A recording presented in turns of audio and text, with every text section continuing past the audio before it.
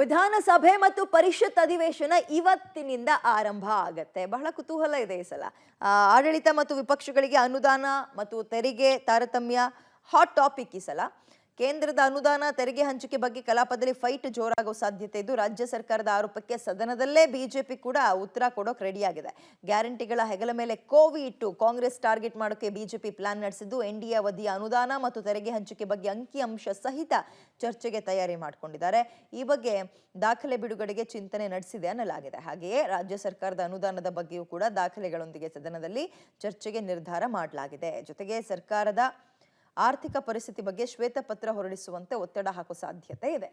So ಅಂದ್ರೆ ಶ್ವೇತಪತ್ರ ಅಂದ್ರೆ ಅದು ಯಾವುದಕ್ಕೆ ಎಷ್ಟೆಷ್ಟು ಅನುದಾನ ಏನು ಎತ್ತ ಹೆಂಗೆ ಖರ್ಚು ಮಾಡಿದ್ದಾರೆ ಅನ್ನೋದಕ್ಕೆ ಸಂಬಂಧಪಟ್ಟಂತೆ. ಮೊನ್ನೆ ತಾನೇ ಡೆಲ್ಲಿಗೆ ಹೋಗಿ ನಮ್ಮ ತೆರಿಗೆ ನಮ್ಮ ಹಕ್ಕು ನಮ್ಮ ಪಾಲು ನಮಗೆ ಕೊಡಿ ಅಂತ ಇರೋಬರೋ ಕಾಂಗ್ರೆಸ್ನ ಸಂಸದರಾಗಿರ್ಬೋದು, ಪರಿಷತ್ ನಾಯಕರಾಗಿರ್ಬೋದು, ಸಚಿವರುಗಳು, ಶಾಸಕರು, ಒಟ್ಟು ಕಾಂಗ್ರೆಸ್ನಲ್ಲಿ ಇರೋರು ಎಲ್ಲರೂ ಹೋಗಿದ್ರು ಡೆಲ್ಲಿಗೆ. ಅದೇ ಇವತ್ತು ಈ ಸಲ ಹಾಟ್ ಟಾಪಿಕ್ ಆಗ್ಬೋದು ಚರ್ಚೆಗೆ ಅಂತ. ಬಿಜೆಪಿ ಕೂಡ ಉತ್ತರ ಕೊಡೋಕೆ ರೆಡಿ ಆಗಿದೆಯಂತೆ. ಅವರೇನು ಉತ್ತರ ಕೊಡ್ತಾರೆ, ಕಲಾಪ ಅನ್ನುವಂಥದ್ದು ಬರೀ ಅಂದರೆ ಈಗ ನಡೆಯುವಂತಹ ಚರ್ಚೆ ಬರೀ ಇಷ್ಟಕ್ಕೆ ಸೀಮಿತ ಆಗುತ್ತಾ ಏನು ಎತ್ತ ಕಾದ್ ನೋಡೋಣ.